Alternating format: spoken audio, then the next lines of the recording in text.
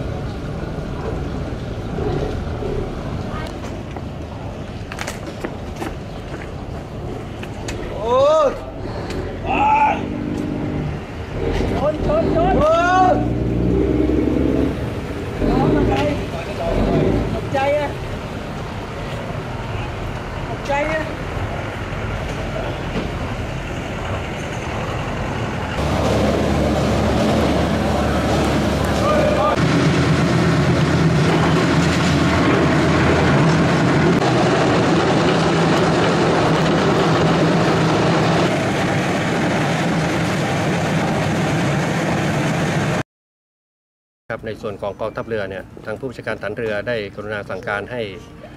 หน่วยงานทุกหน่วยงานในภาคใต้เนี่ยนะครับระดมสรรพกำลังเต็มที่นะครับในการที่จะเตรียมการป้องกันแล้วก็ช่วยเหลือชาวประมงหรือว่าผู้ที่ปฏิบัติงานในทะเล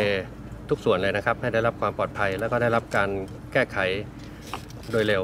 ครับ